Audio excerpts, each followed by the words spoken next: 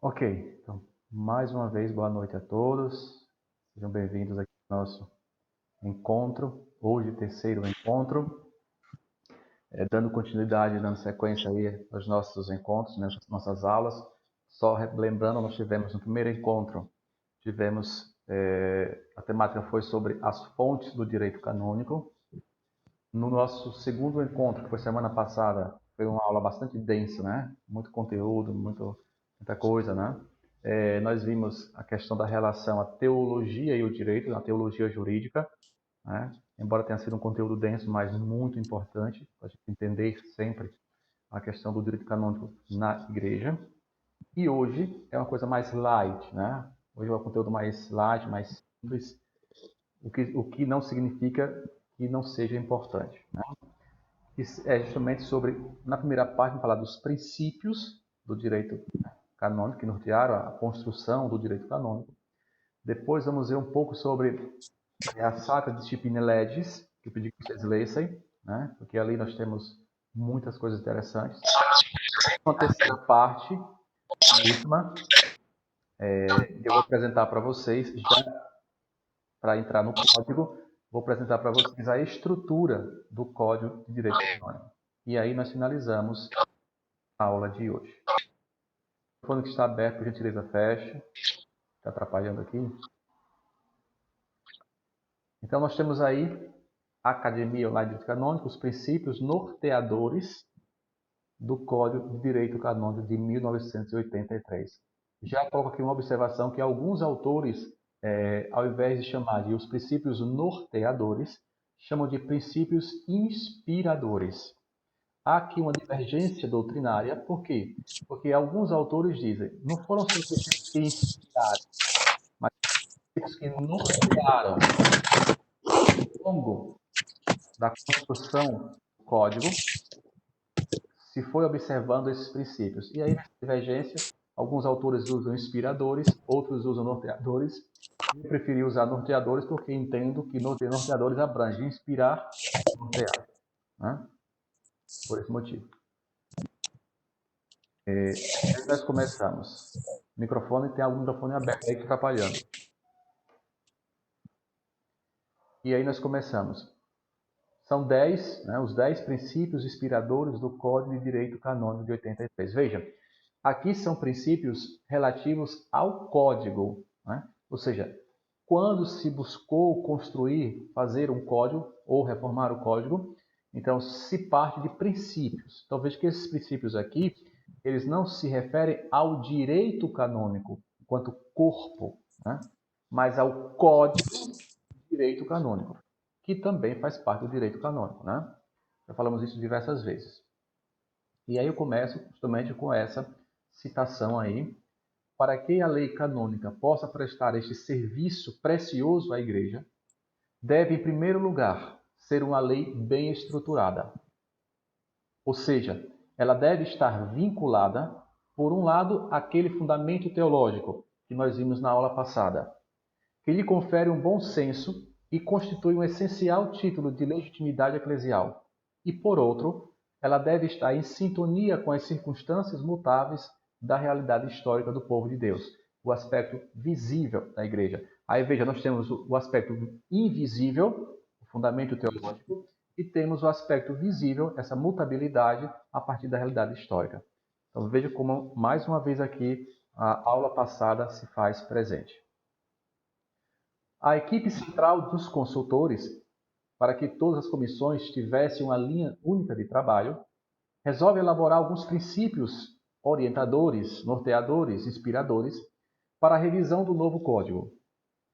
Após a aprovação da comissão cardinalícia, isso nós vimos na primeira aula, depois de consultado o Papa Paulo VI e por disposição explícita dele, é apresentado no primeiro sínodo dos bispos, que foi em 30 de setembro a 4 de outubro de 67, ou seja, nós tínhamos acabado de finalizar o Concílio Vaticano II.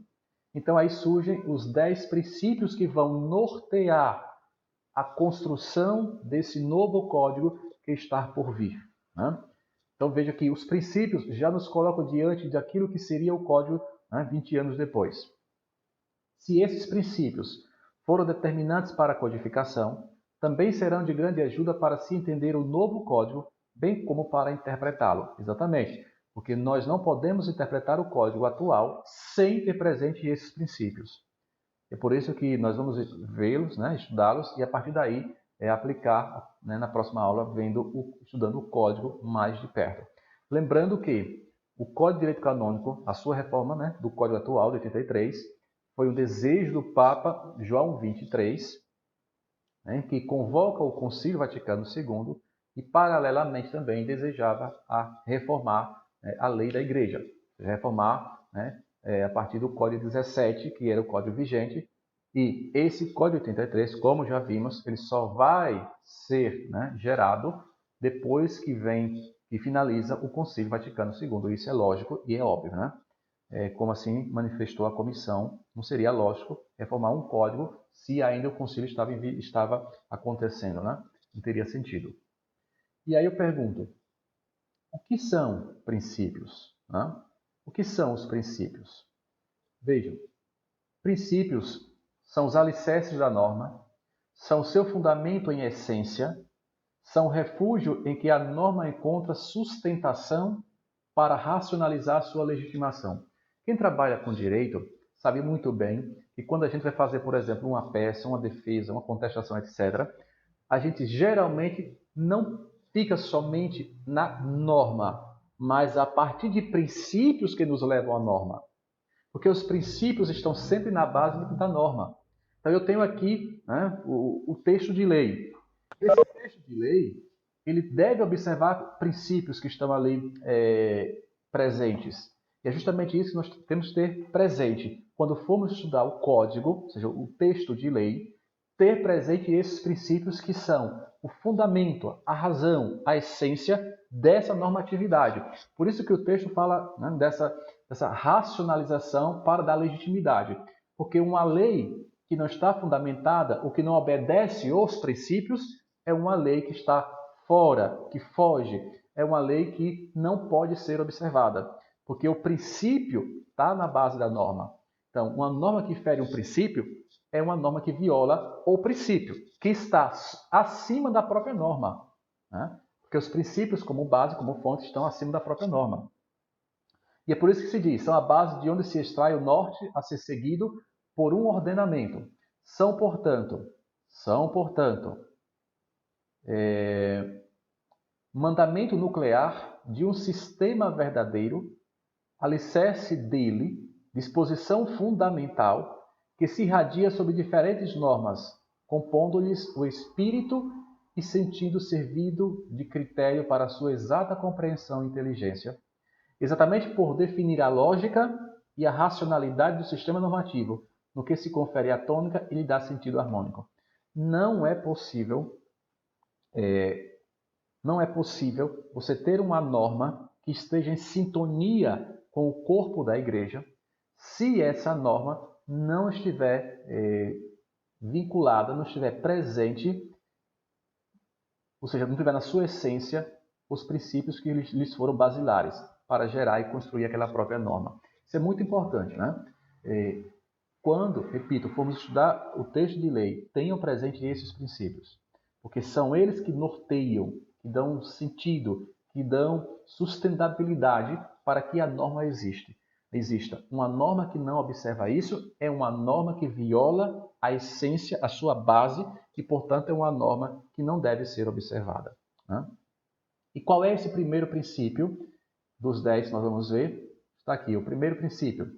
Pode se subdividir em dois aspectos que se completam. Primeiro, a índole jurídica do código deve permanecer. Isto é, o código tem um aspecto jurídico. E aí você já lembra daquela discussão da aula passada. Embora tenha sido incorporado a LEF, quando a comissão estava reformando, né, o código, se pensou em fazer o que se chamou de LEF, Lex Ecclesiae Fundamentalis, ou seja, seria uma espécie de norma fundamental da igreja. Isso depois não foi à frente, né, foi abortado, mas inicialmente se pensou em construir uma espécie de código, né, fundamental eclesial, né? Isso se chama LEF, Lex Ecclesiae Fundamentalis, uma lei fundamental da igreja, né? seria uma espécie de código de base, onde ali se teria todo o fundamento daquelas normativas. Mas isso não vingou e, portanto, não foi à frente. Mas, embora tenha sido incorporado a LEF, que possui uma formação mais teológica, permanece o aspecto jurídico. Basta constatar o livro 1, as normas gerais, que vamos começar a estudar na próxima aula, o livro 7, sobre os processos, o livro 6, sobre as sanções, e o livro 5, sobre os bens. Exatamente. Esses 5 livros aí, eles são prioritariamente jurídicos. Prioritariamente jurídicos. O outro livro, o quarto, por exemplo, é um livro prioritariamente teológico. Né? Não quer dizer que não tenha aspecto jurídico. Já vimos que existe, né? Essa relação é sempre presente. Mas há uma prioridade, há uma maior presença do aspecto teológico no livro 4 do que no aspecto jurídico. Já esses livros aí, 1, 7, 6 e 5, são livros com um grande teor jurídico. Depois, um aspecto, a finalidade do código é conduzir à salvação eterna. E aqui eu chamo a atenção porque existe uma discussão muito doutrinária aqui nessa afirmação. Veja, o código, ele não tem como finalidade primeira salvar as almas. Por que eu digo isso? Porque o código não pode tocar naquilo que é invisível. O código não se preocupa com a salvação. O código se preocupa com a harmonia das relações nessa comunidade visível chamada igreja. E é por isso, em havendo essa harmonia, essa comunhão, termo mais teológico, em havendo essa comunhão, aí sim se alcança a salvação. Então, quando nós entendemos isso aqui, a finalidade do código é conduzir à salvação eterna, neste sentido, isto é, de que visa manter essa comunhão eclesial e, em mantendo essa comunhão, obviamente se chega à salvação. Daí, o direito deverá ser apenas um instrumento, assim como é a igreja. Ou seja, o direito não é um fim em si mesmo. O direito é um instrumento, é um meio. É um meio que nós temos para viver uma sociedade organizada, uma sociedade em comunhão, para uma finalidade maior que é a salvação. Mas ninguém ninguém busca o direito para se salvar. A gente busca o direito para estar em harmonia e, consequentemente, alcançar a salvação. Por exemplo, o cano 210 é um cano, está lá no livro 2, é o cano que fala da santidade dos fiéis.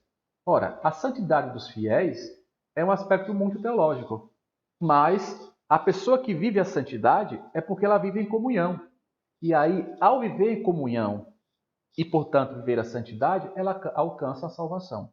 É justamente essa relação que nós temos que ter presente. Depois tem aí o cano 748, parágrafo 2º.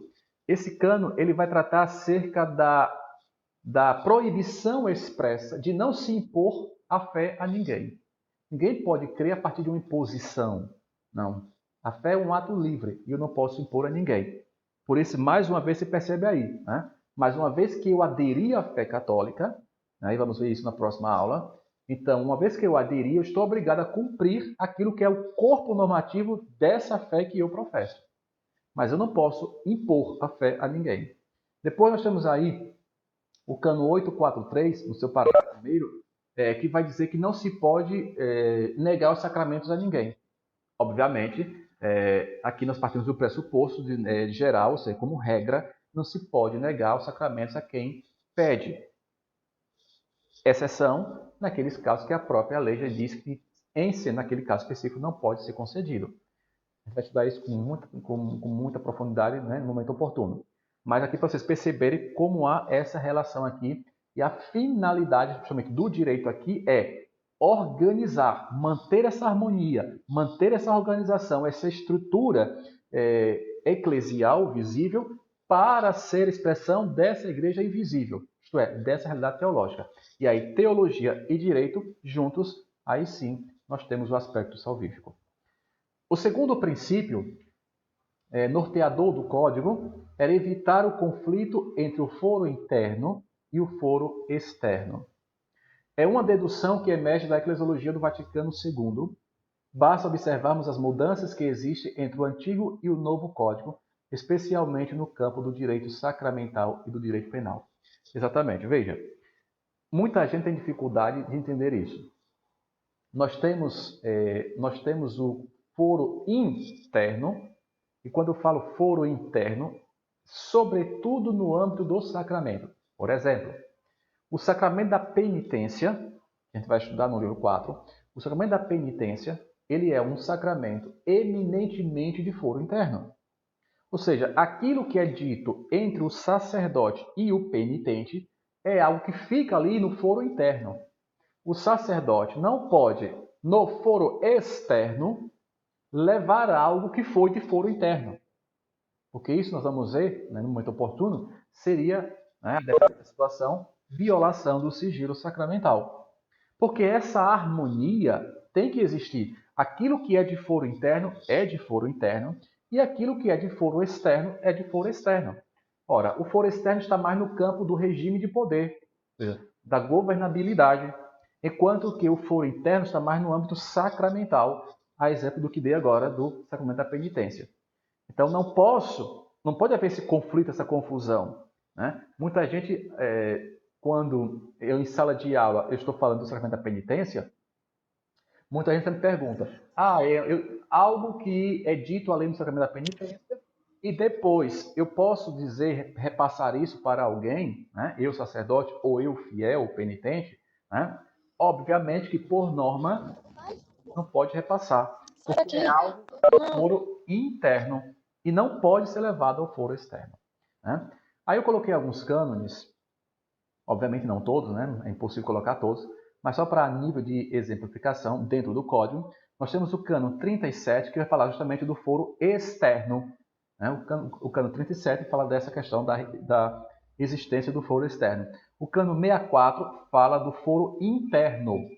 Né? Aí você vê a relação do foro interno, e aí tem a figura da penitenciaria apostólica. A penitenciaria apostólica é a nossa, digamos, é a nossa congregação, vou usar um tempo para vocês entenderem, seria o nosso dicastério maior, para questões relacionadas ao foro interno. Chama-se penitenciaria apostólica, não é penitenciária, é penitenciaria. Então, a penitenciaria apostólica, ela lida exclusivamente com o sacramento da penitência, né? Ou melhor, preponderantemente, porque não é só, mas preponderantemente com o sacramento da penitência. Então, tudo que tem a ver com o sacramento da penitência, que é de foro interno, então sempre vai ser a partir da penitenciaria apostólica, que é o dicastério competente para questões relacionadas a foro interno. Por isso eu coloquei aí esse cânon, que é muito importante. Depois nós temos o cânon 74, que fala da presença dos rescritos. Vamos estudar isso. Rescrito é algo de foro externo. Rescritos. Né? Os rescritos, eles se apresentam de diversas formas. É de foro externo. O cânon 130. O cânon 130 vai falar do poder de governo, poder de regime. Ora, poder de regime, majoritariamente, é de foro externo. É o poder de governar. É o foro externo. O 142, parágrafo 2º, vai falar da delegação de poder. Delegação de poder é foro externo. O 982 vai falar ali do crime de falsidade. E aí a gente vai estudar esse crime, né, no momento oportuno. Vai falar do crime de falsidade. E aí você vai ver que é elemento de foro externo. O 984, o 984, vai falar do sigilo sacramental. Já falei, né? O 1079, parágrafo 3º, ele fala da questão dos impedimentos ocultos. É outra realidade interessante. O 1387, ele vai falar do crime de solicitação, né, que é um crime que nasce em foro interno, né, e que muitas vezes desemboca em foro externo, o crime de solicitação. Tudo isso a gente vai estudar no tempo oportuno, não se preocupe, certo? Aqui são só exemplos. O 1388 vai falar da violação ao sigilo sacramental. E aí vem a pena, né, respectiva para esse crime, esse delito.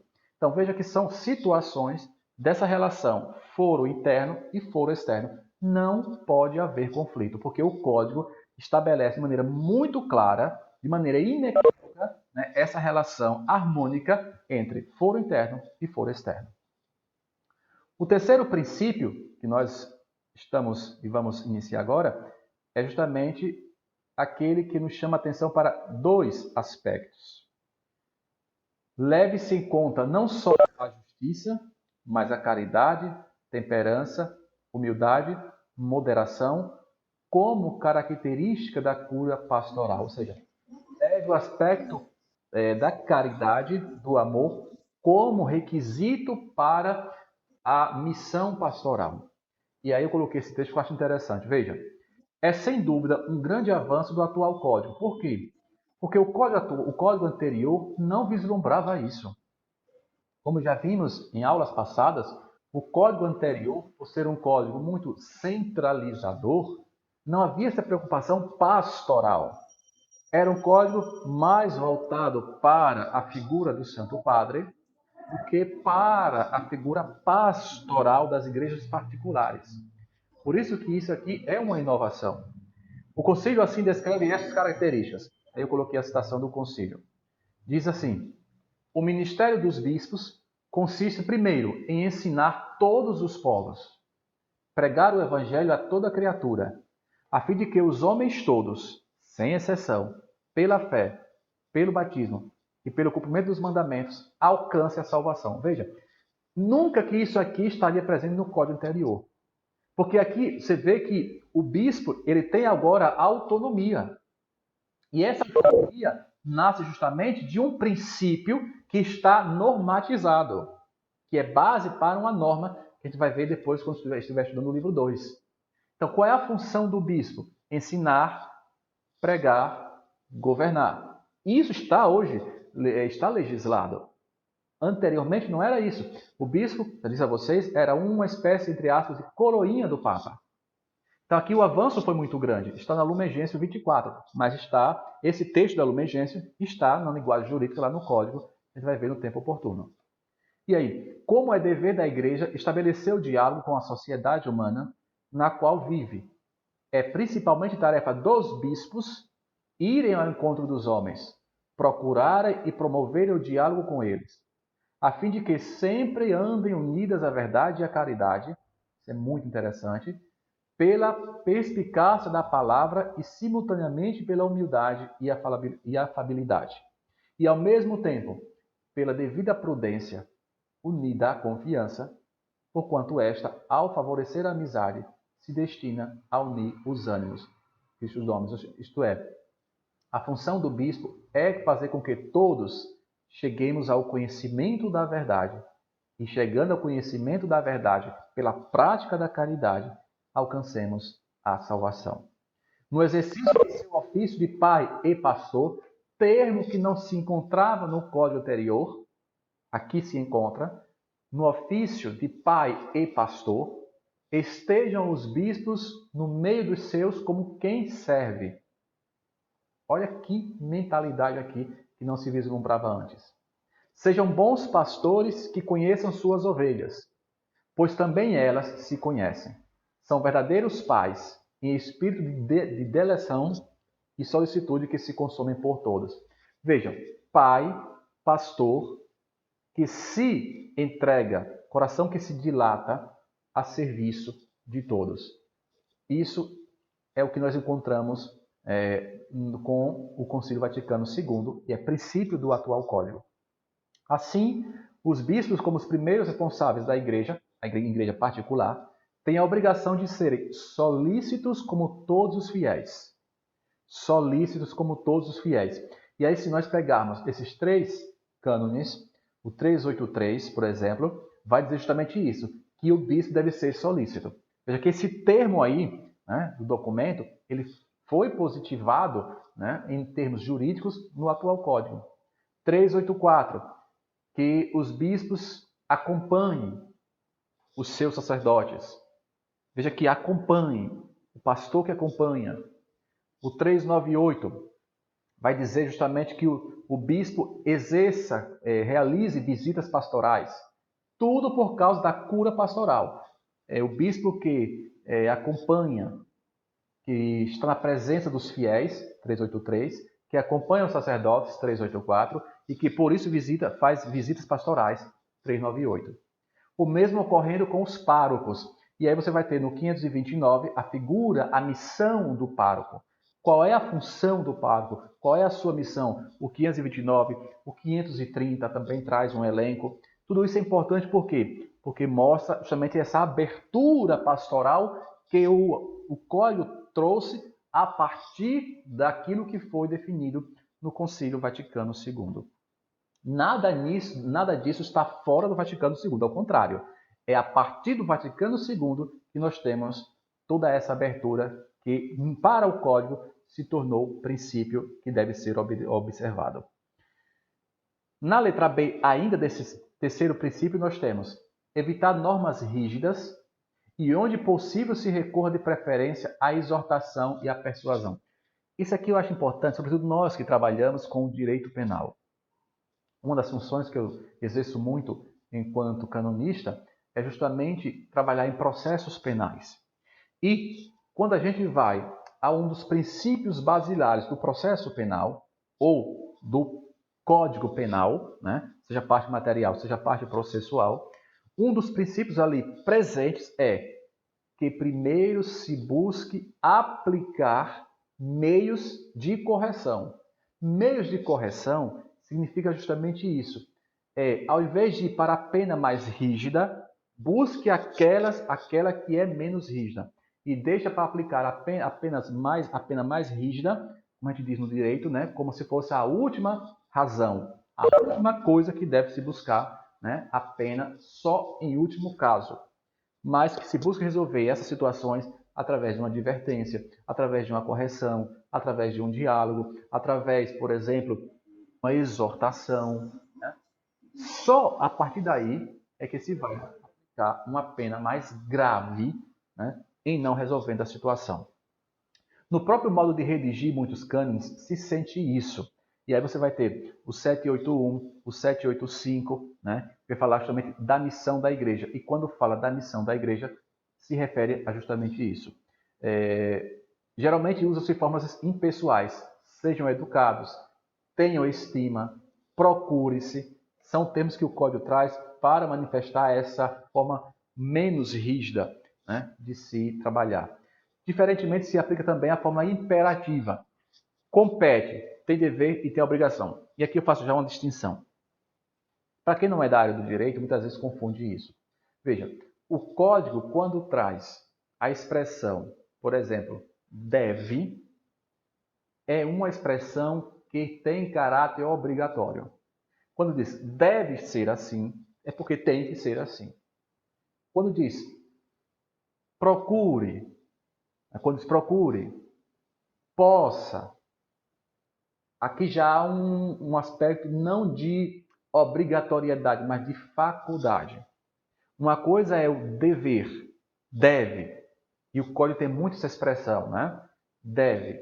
O bispo deve ouvir o conselho. Aí, o deve. Quando o bispo não ouve o conselho, num caso específico, então ele está violando uma norma que vai anular aquele ato por ele praticado. Porque se ele não observou um requisito de validade, porque esse deve aqui torna o ato válido ou não, se não for observado, então aí nós temos que ter presente esse requisito, né? Eu lembrei desse fato aqui. Por exemplo, o bispo ele deve sempre ouvir o seu conselho presbiteral para tomar algumas atitudes. Então, ouvir o conselho é uma obrigação. Agora, acatar aquilo que o conselho diz é faculdade. Né? Tanto é que não existe a palavra, o verbo dever. Né? Existe o verbo poder. Ele pode, mas não deve. Então, sempre tenha presente isso. Deve é obrigatório. É algo que tenho que se fazer, tenho que fazer. Né? Já pode é mais maleável. Ele pode ou não fazer. Em fazendo ou em não fazendo, ele não vai ser penalizado, né, por conta disso, porque há essa liberalidade. No princípio quarto, a revisão do sistema de faculdades dadas aos bispos. Isso sim, foi muito interessante. Já que os bispos possuem a índole e o caráter colegial de ordem episcopal em vínculo da comunhão entre si e o bispo de Roma, porque aqui está o sentido. Né? Veja, a igreja particular, quando eu falo igreja particular, eu me refiro a uma diocese. uma diocese aqui no Brasil, ela não está fora da comunhão com Roma. Porque a expressão, aquilo que une a diocese aqui no Brasil, a mais longínqua que seja, com a diocese de Roma, é essa comunhão que existe entre essas duas realidades pelo caráter episcopal, pelo caráter colegial dessa realidade. Há um vínculo aqui entre a diocese maior que eu falo, porque a diocese mãe, a diocese de Roma, e a diocese, né, qualquer lugar do mundo. Não são dioceses separadas, mas são dioceses que mantêm um vínculo de comunhão pelo caráter colegial, né, que estão ligados aos seus pastores. Por isso que o sistema aqui de faculdades foi muito importante, porque se há uma relação de comunhão entre a diocese mãe com as demais dioceses, muitas ações, muitos atos jurídicos, os bispos precisam dispensar, ou o Santo Padre precisa dispensar os bispos, porque tem atos que são reservados à Sé Apostólica, isto é, ao Santo Padre, ou a um dicastério próprio da Sé Apostólica. Esses atos, o bispo, na sua igreja particular, não pode realizar sem a devida dispensa. Ou existe também atos que são reservados ao bispo na sua diocese e que ele não pode delegar, né? Ele não pode dispensar ou delegar se a lei assim não o permite. Mas tudo isso para mostrar o quê? Que o caráter da dispensa, e vamos estudar isso já nas próximas aulas, a dispensa é um instrumento jurídico que nós temos para fazer com que o ato aconteça de forma válida, porque se não observado, aquele ato seria inválido. Então a dispensa ela é muito utilizada. Quem nunca ouviu falar, por exemplo, dispensar de um impedimento matrimonial, por exemplo, né? Tem esse impedimento aqui, pede uma dispensa. Sim, a dispensa é esse instrumento jurídico canônico que se utiliza para se tirar, né, aquela ilegalidade e tornar, portanto, o ato válido sem nenhum problema. As faculdades que historicamente passaram para o Papa ao longo dos séculos deveriam ser revistas. É o desejo expresso no concílio. Exato, se descentralizou. Aquilo que era tudo reservado ao Papa agora foi descentralizado. Então, os bispos que antes precisavam de uma dispensa do Papa para tudo, agora eles se tornaram dispensadores dessas dispensas. São eles a concederem as dispensas para os seus respectivos súditos. Súditos aqui entenda aqueles que estão dentro da diocese, que o termo que se usa mesmo é esse, súdito, né? Vocês são aqueles vinculados à diocese na qual ele é bispo. E aí eu coloquei esta citação. Concede-se a todos os bispos diocesanos a faculdade de dispensar, em casos particulares, de uma lei geral da Igreja aos fiéis sobre os quais, segundo a norma do direito, tem autoridade, sempre que julgarem que isto contribua ao bem espiritual deles, a não ser que tenha sido feita especial reserva à autoridade suprema da Igreja. Veja, bispos diocesanos, a gente vai estudar isso posteriormente, mas que muita gente, o bispo e o arcebispo, tanto o bispo quanto o arcebispo são bispos. A diferença aqui está que um é arcebispo porque está à frente de uma arquidiocese. Ou seja, não existe aqui um grau superior de ordem. O bispo diocesano e o arcebispo, eles não são, um não é superior ao outro enquanto o grau da ordem, porque os dois são bispos. O que existe aqui são diferenças pastorais. O bispo ele está pastor de uma diocese. O arcebispo, que é bispo, está à frente, é pastor de uma arquidiocese. E arquidiocese, sobretudo porque é a mais antiga. Né? É a mais antiga. É um dos critérios para se definir e dar o título de arquidiocese, porque é a mais antiga. Por exemplo, aqui no nosso estado de Sergipe, para quem não conhece, né, nós temos 3 dioceses. Temos a diocese de Propriá, temos a diocese de Estância, né, a qual faço parte, e temos a arquidiocese de Aracaju. A arquidiocese de Aracaju é arquidiocese porque, primeiro, é a mais antiga. Ou seja, Estância e Propriá, elas vieram de Aracaju, porque antes dessas duas dioceses, Aracaju era todo o estado. E aí nós temos Como é uma arquidiocese, temos o arcebispo, mas não confundam. O arcebispo não é uma espécie de segundo bispo, ou né, como se fosse um bispo acima do bispo. Não. Né? O grau da ordem é o mesmo. Não existe maior ou menor aqui. É nivelado.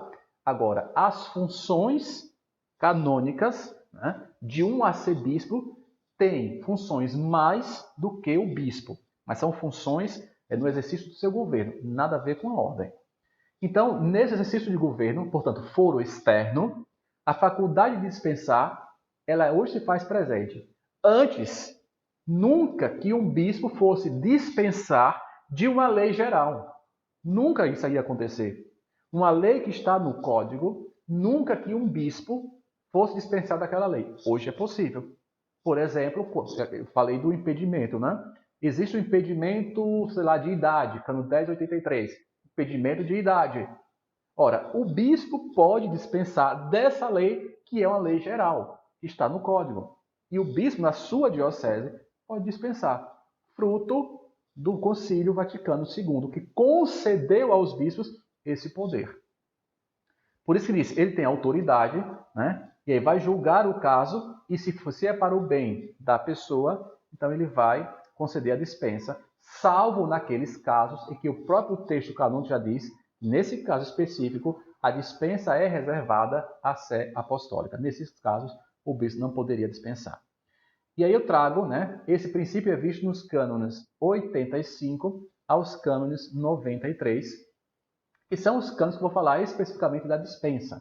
Né? A gente vai estudar isso com tranquilidade no momento oportuno. É reservado a sé algumas dispensas, a exemplo do celibato. O celibato sacerdotal está lá no cânon 291, ou seja, o sacerdote que um dia deseja casar-se, né, na igreja ou no cível, enfim, que um dia deseja contrair matrimônio, ele precisa, antes de contrair matrimônio, se afastar do ministério, deixar o ministério sacerdotal. E, para deixar o ministério sacerdotal, ele tem que fazer um pedido não ao bispo, mas à Santa Sé, a figura do Papa, ao Santo Padre. Porque é competência exclusiva do Santo Padre conceder a dispensa para o casamento, incluso do celibato, né? Como está no 291, certo? Então, só para vocês terem uma ideia, né, dessa realidade. Importante para essa mudança, além do concílio, foi a carta apostólica de Paulo VI, de Episcoporum Moneribus, né, que é uma carta bem interessante, vale a pena vocês lerem. Ah, onde é que eu encontro isso? Na internet. Né? Vai no site do Vaticano e lá tem todos esses textos. Né? Ou já coloca lá, né? Carta Apostólica de Episcoporum Moneribus, e vai ter o texto em português. Vai trazer justamente sobre o munus dos bispos. Né? Bem interessante. No quinto princípio, é o princípio da subsidiariedade, enquanto descentralização do poder decisório, que é um princípio que nós vamos também ter presente, né, em vários outros documentos da Igreja, que é um princípio fruto do Concílio Vaticano II. Talvez o melhor resultado produzido pelo novo Código seja a tentativa de deixar de dar margem às diferencialidades eclesiais. Tal sintoma é percebido quando se legisla e define o papel das conferências episcopais. Exatamente. As conferências episcopais ganharam notoriedade, né, a partir dessa realidade. Né? As conferências episcopais, cada país tem uma conferência episcopal, que é o conjunto de bispos daquele país, chama-se de conferência episcopal. E cada país dá um nome. Por exemplo, aqui no Brasil, nós chamamos de CNBB, Conferência Nacional dos Bispos do Brasil. Mas todos os países têm a Conferência Episcopal. E a Conferência Episcopal ganhou notoriedade, isto é, ganhou muito poder com esse princípio de descentralizar o poder de decisão, né? Saindo do Papa, da figura maior, e chegando até os bispos, né? Seja enquanto conferência, seja enquanto diocese mais especificamente. Embora seja um poder limitado, e é porque quando a gente for estudar as conferências episcopais, nós vamos entender qual é a função de uma conferência episcopal. Muita gente às vezes confunde isso, né? Por exemplo, eu ouço muito essa questão das pessoas dizerem: ah, se o bispo me negar isso, então eu vou recorrer à conferência. Nada a ver, não tem nada a ver com conferência. Conferência episcopal não é instância de nada, né? Não é instância jurídica para nada. As conferências têm uma outra finalidade que não é essa. Você vai estudar isso muito depois, né?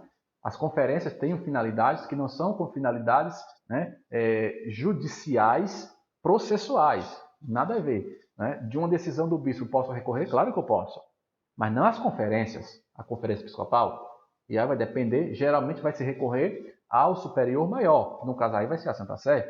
Né? Mas, só para a gente entender que é um poder limitado, mas ganhou poder.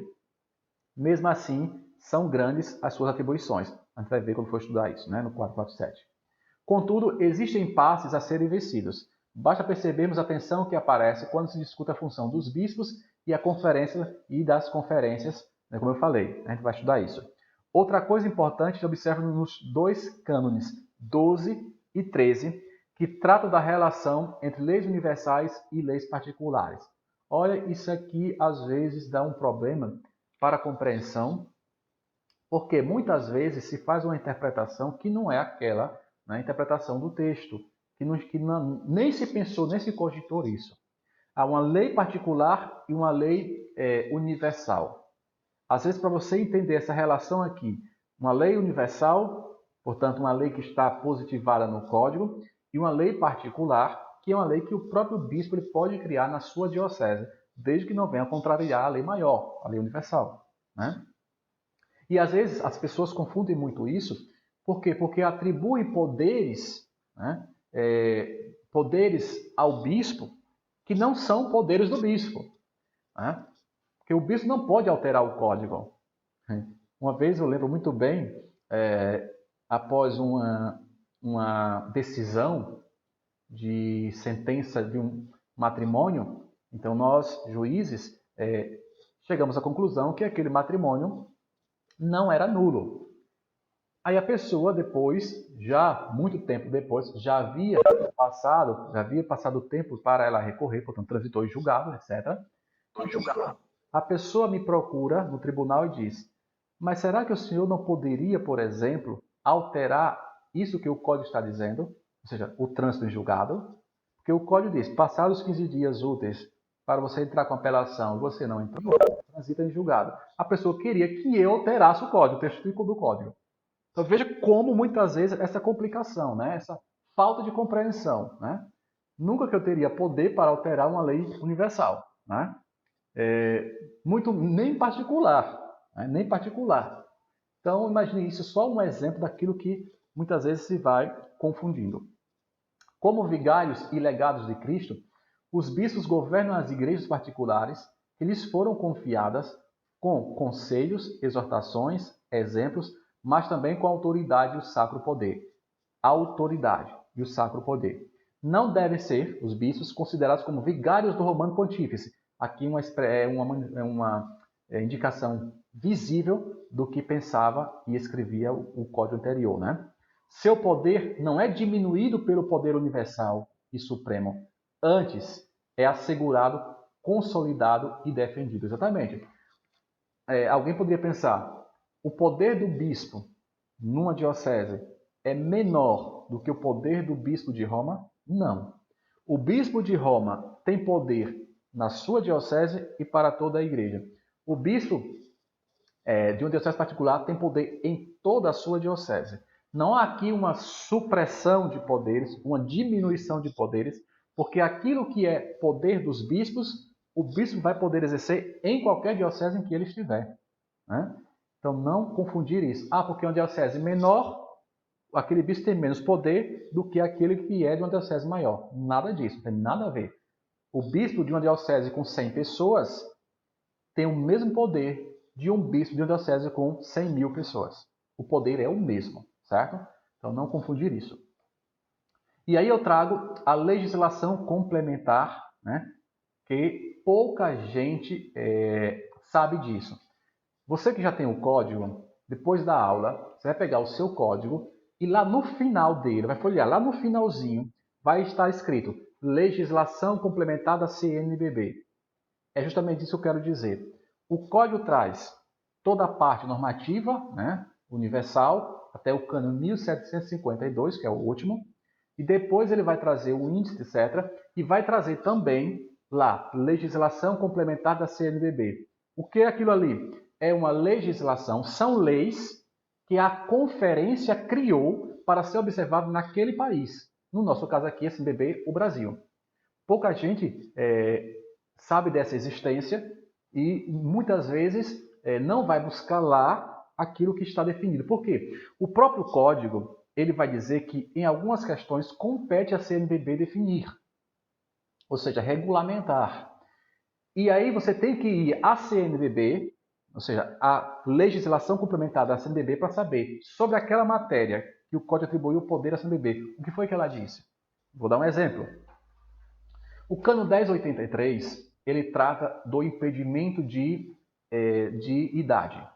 Vai dizer, texto lá do 1083 vai dizer o seguinte, que são impedidos de casar homens que abaixo de 16 anos e mulheres abaixo de 14 anos. Ponto. Mulher abaixo de 14 e homem abaixo de 16 não pode casar porque há um impedimento. Só que o próprio código já diz que cada conferência episcopal pode alterar essa data. Aí o que fez a CNBB? A partir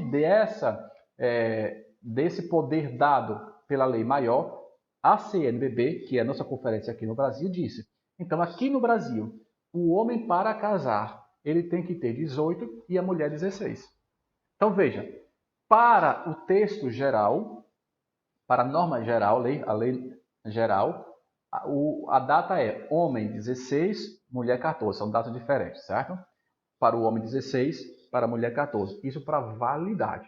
Imagine se um homem casasse com 15 anos, né? Então, sem nenhuma dispensa, esse casamento seria inválido por impedimento de idade. Né? Mas a CNBB aumenta essa idade. E aumentou essa idade não como uma lei nova, mas regulamentando aquilo que foi atribuição dada pela lei maior. Por isso que essa normativa da CNBB, ela não é um novo impedimento, mas é uma regulamentação e a natureza dela é natureza de proibição e não de invalidade. A gente vai estudar isso com calma, né? Mas aqui a título de exemplo para vocês entenderem. Então a CNBB estabeleceu essa normativa. No Brasil, para você casar, o homem tem que ter 18 e a mulher 16, certo? Só para explicar essa questão da legislação complementar. Então, ao final da aula, vão lá, pegue o código de vocês e veja lá no final, legislação complementar da CNBB. E lá vai ter o cânon. Vai estar cânon 1083. Aí vai estar lá o texto, né, com a alteração, a regulamentação dada pela CNBB. Ok? Então veja, isso era impensável no código anterior. Era impensável. O sexto princípio, definir e assegurar os direitos das pessoas. O objetivo desse princípio é fazer com que o exercício do poder apareça mais claramente como serviço. Seu uso se consolide mais e se removam os abusos. Direito das pessoas. E como as pessoas têm direito no Código atual? Olha, quando a gente estuda o livro 2, que vê lá o poder que foi dado aos leigos, é incrível, porque se os leigos soubessem disso, nós teríamos uma fisionomia paroquial diferente. Porque os leigos têm poderes que eles nem sabem que têm. Né? Isso foi fruto do Concílio Vaticano II. Tal princípio encontra-se eco na maior precisão entre os direitos e obrigações dos fiéis, dos leigos e dos clérigos. Então veja, essa é a ordem que está no livro 2. Né? Vai tratar obrigação dos fiéis, depois o título 2 dos leigos e o 3 dos clérigos. Aí veja que os clérigos vêm depois dos fiéis e depois dos leigos. Né? Não que seja inferior, mas aqui é a questão mesmo de caminharem todos juntos. Comunhão. Este princípio está contemplado no cano 221, parágrafo 2º, que assegura o direito dos fiéis de reivindicar e defender legitimamente os direitos de quem goza na igreja por eclesiástico competente de acordo com o direito. Exatamente. O fiel tem o direito de reivindicar na sua igreja os seus direitos. Também os direitos dos fiéis, dos leigos, dos clérigos, e aí tem os cânones. E eu trouxe essa citação aqui embaixo, que achei interessante.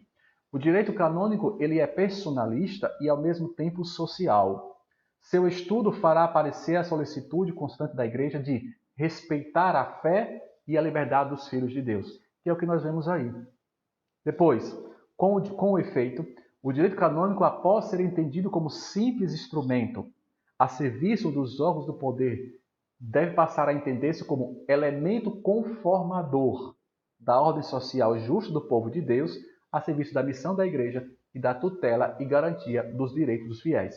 Está dentro do contexto que nós acabamos de falar, né? O direito vem salvaguardar, vem garantir que os fiéis não tenham seus direitos, né, lesados pelos pastores. A proteção dos direitos e obrigações de cada um dos membros do povo de Deus foi refletido no concílio. E aí eu trago essa citação da Lumen Gentium.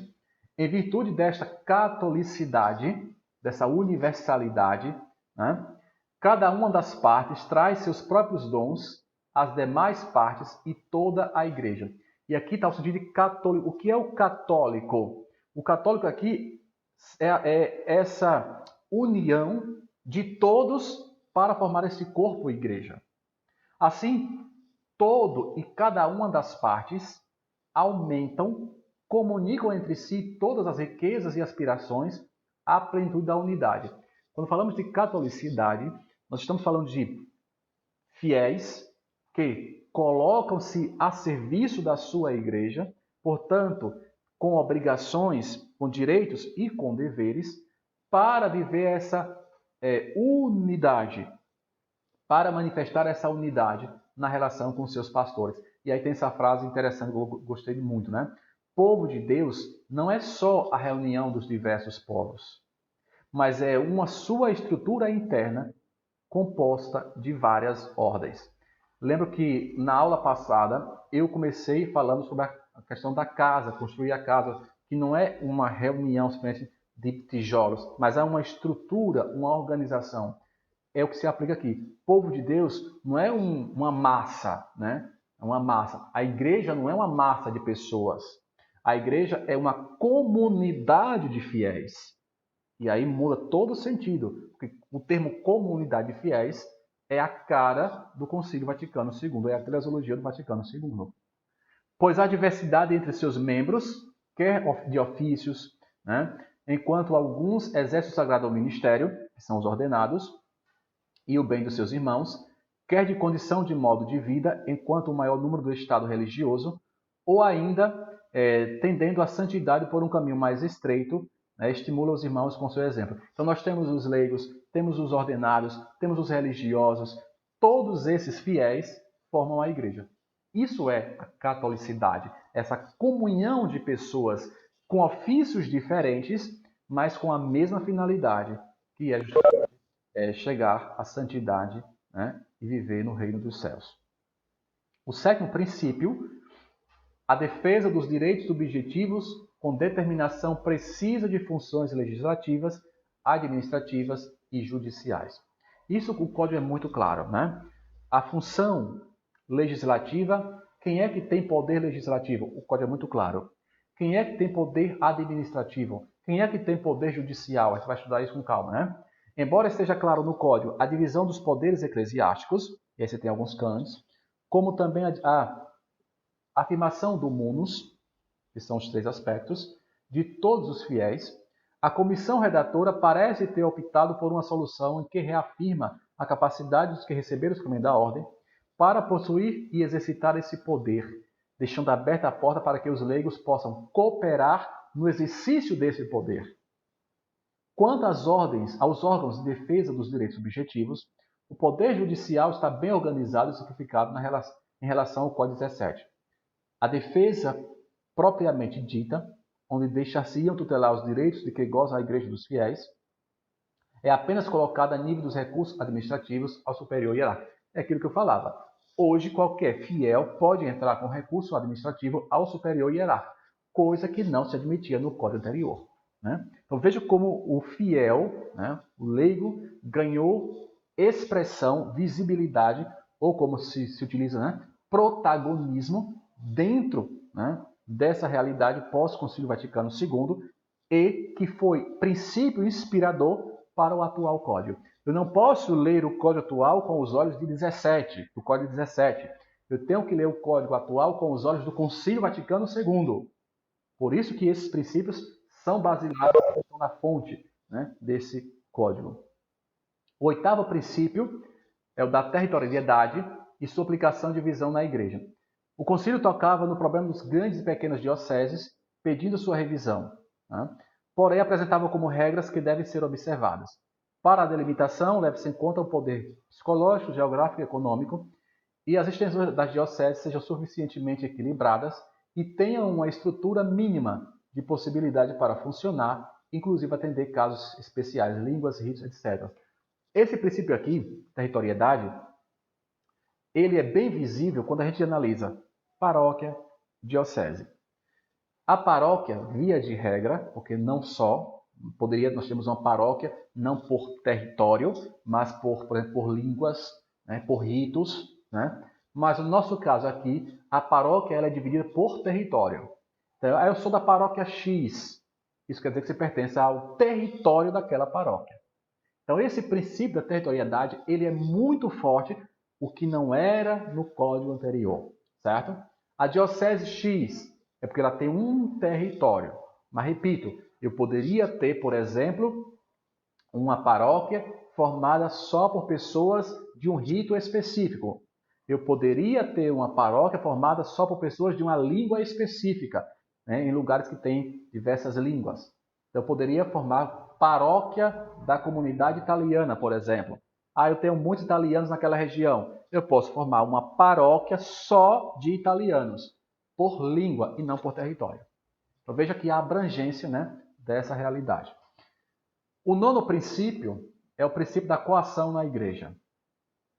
Esse termo coação ele vai ser muito estudado lá quando falarmos das penas, né? Aliás, o livro das penas ele abre com o cano 1311, falando justamente dessa questão da coação, né? A igreja tem esse poder de exigir, de coagir, enquanto é um poder, diz o código, inato, nativo da própria igreja. A gente vai estudar isso com calma. O termo coação usa-se de dois modos no código. Existe aquela coação que não pode existir na igreja e que tira o direito dos fiéis de escolher o seu estado de vida. Já vimos isso. Coação aqui não é obrigar você a escolher alguma coisa. Não é isso. Okay? Retira a liberdade. Retira a liberdade num ato jurídico perfeito. Né? Não é isso. Coação aqui é fazer com que você cumpra aquela determinação para estar em comunidade. Por isso que há a coação. Quando há essa coação, quando a igreja diz faça assim, ela diz faça assim para que você não perca a comunhão eclesial. E aí vem as sanções. Porque se você fizer assim, vai ferir a comunhão eclesial e, portanto, vai ser penalizado. Porque é decorrência natural, né, essa situação. Eu coloquei aí, por exemplo, a questão das penas, né? A pena ferenda é sentença e a pena lata é sentença. A gente vai estudar tudo isso com calma, né, no tempo oportuno.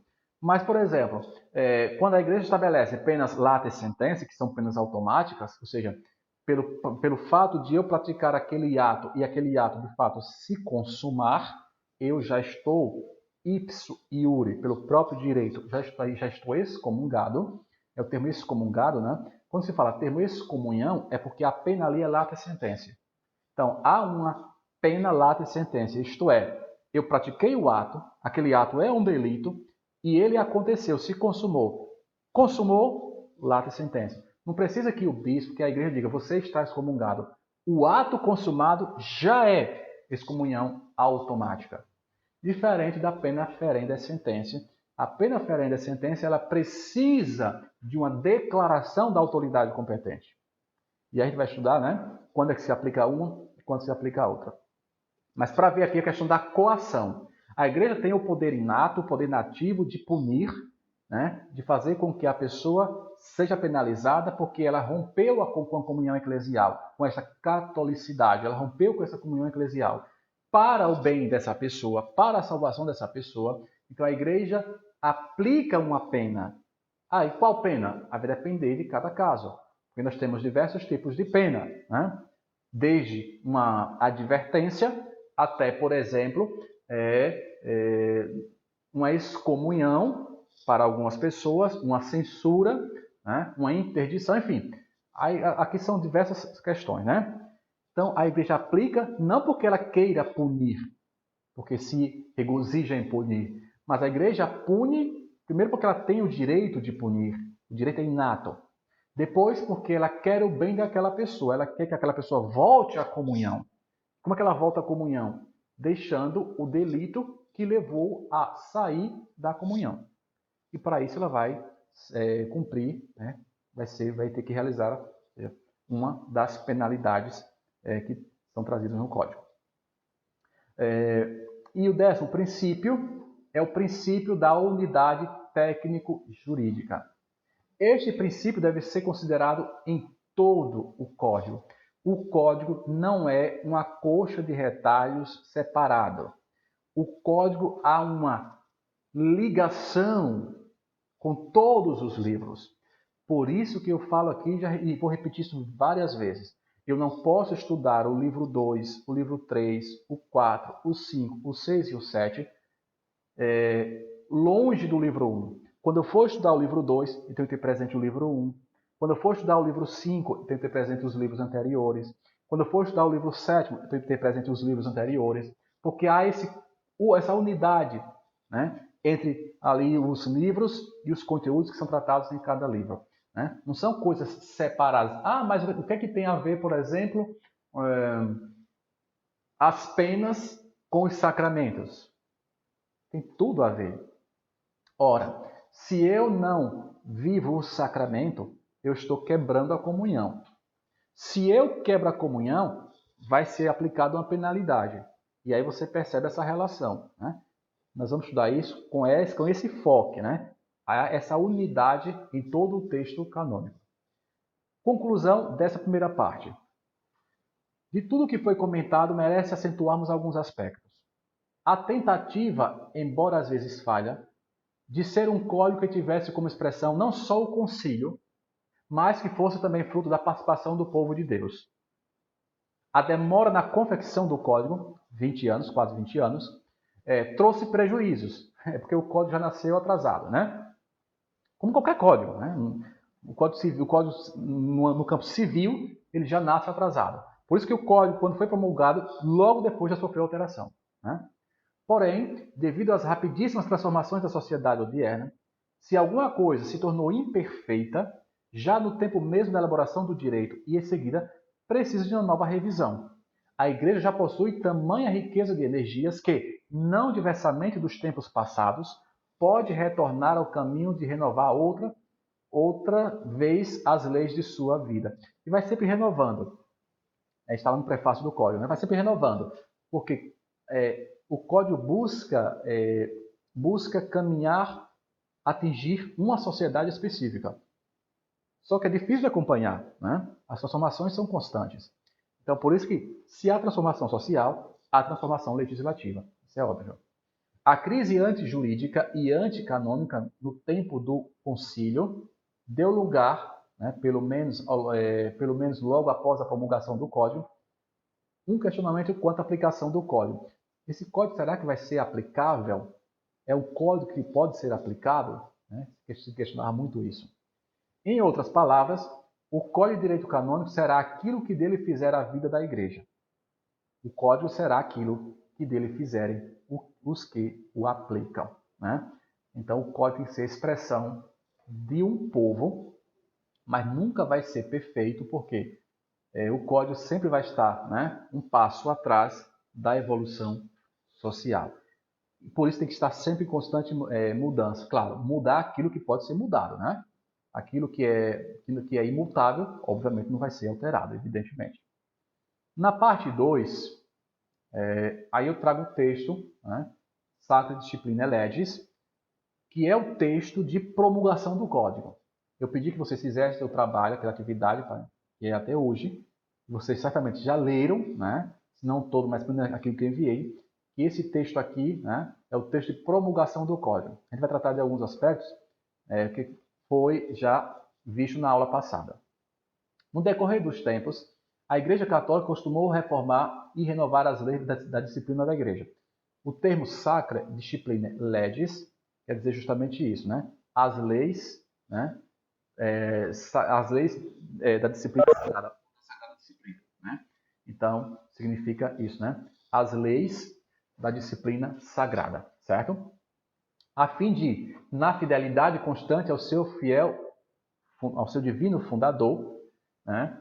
Adaptar-se à missão salvífica que lhe foi confiada. E aí vem a parte de construção, de promulgação, 25 de janeiro de 83, como já vimos, né?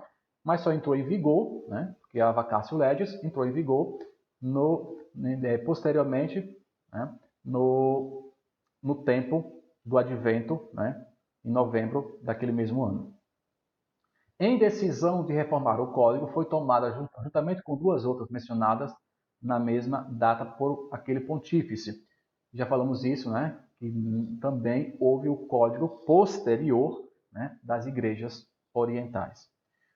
O concílio é de extrema importância para este assunto, porque está intimamente ligado. Aqui estou indo mais rápido porque a gente já viu isso na aula passada, né? A reforma do Código de Direito Canônico precisa claramente ser exigida e desejada pelo próprio concílio, cuja maior atenção se tinha voltado para a Igreja. Também já vimos isso, que foi um desejo do Papa João XXIII. Né? Aqui, este código surgiu com o propósito único de restaurar a vida cristã. E aí, quando fala restaurar, você já entende por quê, né? Os 10 princípios que eram ausentes no código anterior, né, trouxe uma profunda restauração à vida cristã. E você entende esse termo restaurar com base nesses 10 princípios. Desse mesmo propósito, todo o trabalho do concílio auriu, em primeiro lugar, suas normas e suas orientações. Aí vem a questão da colegialidade. O código, não somente por seu conteúdo, como já por sua origem, traz o espírito do Concílio Vaticano II, né? Em cujos documentos a Igreja, Sacramento Universal da Salvação, como diz a Lumen Gentium, se mostra como povo de Deus e apresenta a sua constituição hierárquica alicerçada no colégio apostólico, no colégio episcopal, em união com a sua cabeça, né, o Santo Padre. Então, vou passar aqui, vai falar das comissões, e aí vocês leem depois, porque já vimos isso. Este código, por seu conteúdo, reflete a solicitude colegial, o que não existia no código anterior, que pela Igreja nutrem todos os nossos irmãos no episcopado. Mas ainda, por certa analogia com o próprio concílio, este código deve ser considerado como fruto da colaboração colegial. Vocês devem lembrar que, para a reforma desse código, a construção desse código, nós tivemos o quê? Bispos de diversos países, de diversas dioceses, formaram essas comissões, né, e deram somente os seus pareceres. Né? E vocês devem lembrar que 85% das críticas que fizeram ao código anterior e para a renovação do atual foi justamente em relação ao aspecto jurídico. Somente 15% em relação à doutrina, 85% em relação ao direito. Né? Toda uma colaboração colegial. Nascida das energias de pessoas e institutos especializados na igreja inteira, unidos por um só objetivo. E aí começou aquela discussão, né? Qual é a natureza do Código de Direito Canônico? Lembra que nós falamos na aula passada? Tudo aquilo que nós vimos na aula passada era para responder essa pergunta. Qual é a natureza do Código de Direito Canônico? Né? E aí nós vimos como fonte primária o próprio texto, né, Sagrada Escritura. O objetivo do Código não é, de forma alguma, substituir na vida da igreja ou dos fiéis a fé, a graça, os carismas nem a caridade. Até porque o código não pode fazer isso. Né? São elementos teológicos. Pelo contrário, a finalidade do código é, antes, criar na sociedade eclesial, entenda-se, visível, uma ordem que, dando a primazia ao amor, à graça e aos carismas, facilite ao mesmo tempo o seu desenvolvimento orgânico na vida, isto é, comunhão, seja da sociedade eclesial, seja de cada um dos seus membros. Esta é a finalidade do código. Fazer com que os fiéis possam viver, né, uma ordem dando primazia ao amor, à graça e aos carismas, facilitando essa comunhão de vida nessa sociedade eclesial formada por esses membros que são os fiéis. Então veja que esse é o objetivo do código. Não é eliminar aquilo que é teológico, mas é justamente garantir a prática daqueles aspectos teológicos. A fé, a graça e os carismas. Como é que ele vai garantir? Obrigando, faça. Então, quando nós temos lá, por exemplo, fazer jejum, né? Então o código estabelece, faça, cumpra, porque tem uma finalidade aqui teológica, espiritual com isso aí. Você vai fazer e vai ganhar, né, uma graça, né, a partir disso aí. Então veja que o código tem essa finalidade, não de retirar, mas de fazer cumprir esses elementos teológicos. O código deve ser considerado um instrumento indispensável para assegurar a devida ordem, tanto na vida individual quanto na vida social, na própria atividade da igreja. Exatamente, porque o código ele vai garantir não só uma ordem social enquanto comunhão, mas uma ordem pessoal, individual, né? Enquanto fiel, né? Eu, pessoa fiel, eu tenho que me manter dentro dos padrões que a igreja estabelece. Não porque a igreja estabelece, mas porque aquilo que está estabelecido é para manter a comunhão e, consequentemente, chegarmos à salvação. E aí o código se aplica aí para dar visibilidade e manter essa ordem, né? O instrumento, o que é o código, combina, portanto, perfeitamente com a natureza da igreja. E aí responde, né? O código, a igreja precisa de um código, de uma lei, diz o Papa, João Paulo II. Um instrumento, que é o código, combina perfeitamente com a natureza da igreja, tal como é proposta, principalmente pelo magistério do Vaticano II. Este novo código pode, de certo modo, ser considerado como um grande esforço de transferir para a linguagem canonística a própria eclesiologia conciliar, como eu já disse outras vezes, né? O Código de Direito Canônico é a expressão eclesiológica em linguagem jurídica, né, da eclesiologia do Vaticano II. Então, eu pego a eclesiologia do Vaticano II e transformo isso numa linguagem jurídica, é o código que nós temos. Essa é a natureza do código. O código como complemento do magistério proposto pelo Concílio Vaticano II, porque ele veio posterior ao Concílio Vaticano II. Bem, e aí nós vemos que, portanto, o código é totalmente necessário à igreja.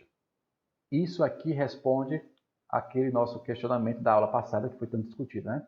O código de direito canônico é totalmente, veja, não é parcialmente, é totalmente necessário à igreja.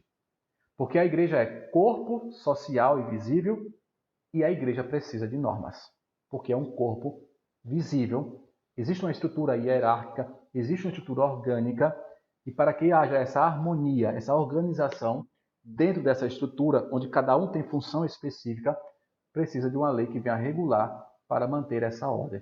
Portanto, o código é necessário.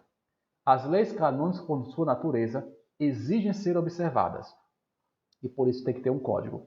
É de augurar-se que a nova legislação canônica se torne instrumento eficaz, do qual se possa valer a Igreja, a fim de aperfeiçoar-se segundo o Espírito do Vaticano II e tornar-se sempre mais apta para exercer neste mundo a missão de Cristo, que é a missão redentora, a missão salvífica. Portanto, e aí finalizo aqui essa segunda parte, todos os filhos, diz o Papa, exortamos, pois, todos os diletos filhos a que observem com sinceridade e com a boa vontade as normas propostas, na firme esperança de que refloresça a solícita disciplina da Igreja, refloresça. Olha aqui, né? Essa relação com o código anterior não era assim. Assim, sob a proteção da Beatíssima Virgem Maria, Mãe da Igreja, se promova mais e mais a salvação das almas. E aí eu passo aqui para o ponto 3, foi um mapa mental que eu fiz, sobre a estrutura do Código de Direito Canônico. Deixa eu fechar isso aqui e abrir a outra página, para que a gente finalize a nossa aula de hoje. Vou abrir aqui a outra página, que foi um mapa mental que deu trabalho fazer, viu? Mas eu acho que vai ficar Pronto. Estão conseguindo ver aí, né? Aqui nós temos Código de Direito Canônico e aí nós temos uma estrutura. Aqui nós temos a promulgação do Código, portanto ele foi promulgado em 25/1/83, saiu até aqui a hora, não foi nessa hora não, viu? Eu nem vi. Mas é 25/1/83, pela Constituição Apostólica Sacra Disciplina Legis, que nós acabamos de ver, certo? Em Roma, pelo Papa João Paulo II, ok? Estrutura. E aí nós vamos ver a estrutura do código, né? Deixa eu baixar aqui. O código está dividido em 7 livros. Já falei para vocês que o código ele está dividido em 7 livros, né? Cada livro traz assuntos específicos, mas não são livros isolados, né? Pelo princípio da unidade, né, técnico-jurídica. Não são princípios isolados, né? Esses são assuntos, né, específicos, mas que têm relação com os outros livros. O primeiro livro é Normas Gerais, que vai do primeiro cano até o 203. E aí ainda coloquei aqui, né, basicamente os assuntos mais importantes.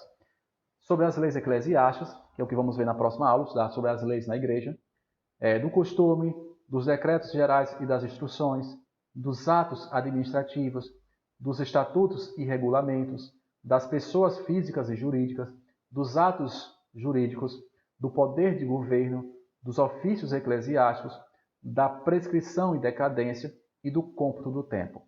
Esse é o livro 1. Então veja que o livro 1 traz tudo aquilo que é importante para você conhecer e aprofundar o direito canônico, né? A começar pelas leis eclesiásticas. O que é uma lei? O que é a lei eclesiástica? Como ela se divide? Como ela é entendida? O que é essa interpretação autêntica? Tudo isso vamos ver na próxima aula, que vai ser sobre as leis eclesiásticas.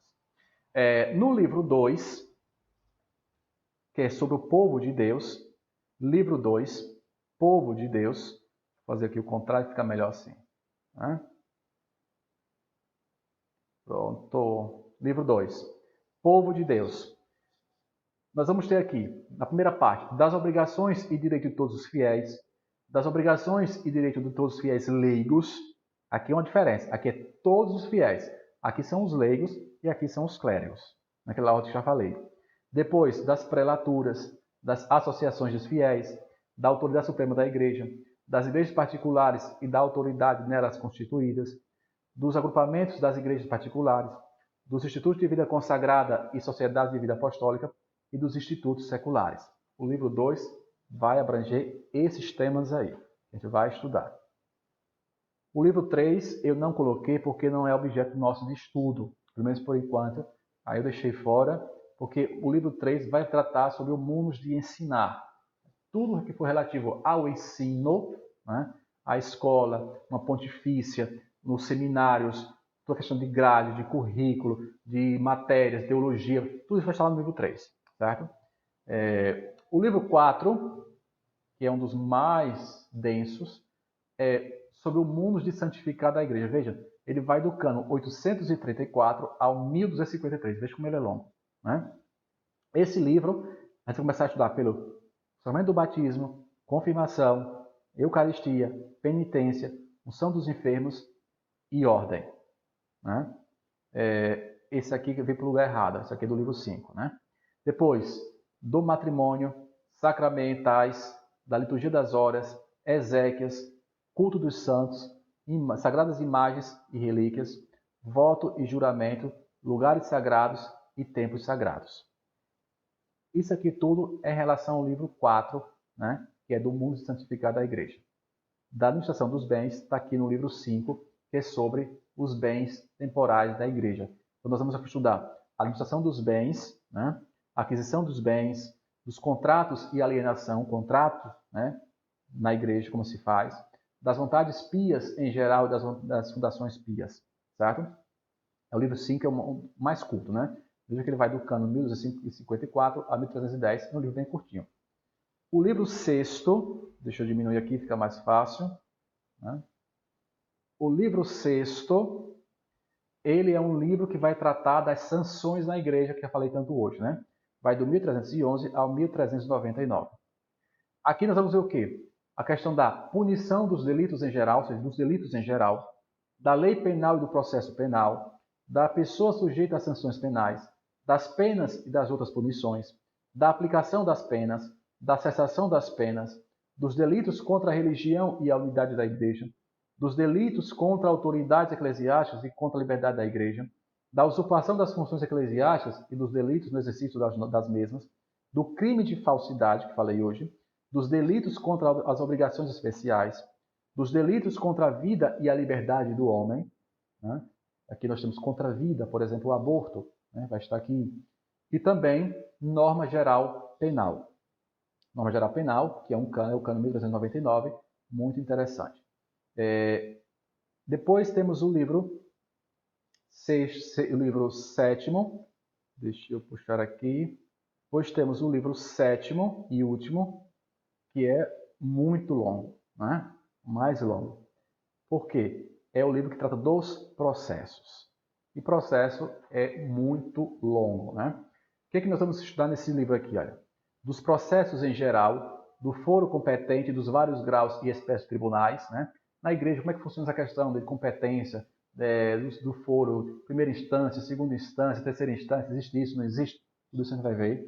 Da disciplina observada nos tribunais, das partes na causa, das ações e exceções, do juízo contencioso ordinário, que é um rito específico, né? O rito é a regra, né? Na introdução da causa, da contestação, né? Dentro do processo, da instância da lide, questão das provas, a fase probatória, a fase instrutória, né? Quais são as provas que nós temos no código, né? A gente vai ver depois, são os 6 tipos de prova, das causas incidentais, da publicação dos autos, conclusão e discussão da causa, das decisões do juiz, da impugnação da sentença, e aí nós vamos aqui recursos, né? Basicamente nós vamos ver o recurso de apelação, nós vamos ver a querela de nulidade e vamos ver a restituição em íntegro, né? Que estaria dentro desse contexto aqui, né? Depois da coisa julgada e da restituição em íntegro, das custas judiciais e do patrocínio gratuito, da execução da sentença, dos processos matrimoniais, das causas para a declaração de nulidade da sagrada ordenação, dos modos de evitar juízos, né? Da conciliação, por exemplo, do processo penal, aí vem a investigação prévia, a evolução do processo e da ação de reparação dos danos, sim, porque é possível reparação de danos no âmbito canônico, do modo de proceder nos recursos administrativos e na remoção e transferência de pagos. Aqui são recursos administrativos. Aqui em cima, nós vamos ver recursos, né, judiciais. Né? São os 2 tipos. Do recurso contra decretos administrativos e do processo para remoção e transferência de párocos. Então, veja que é um mundo, né, que nós vamos estudar.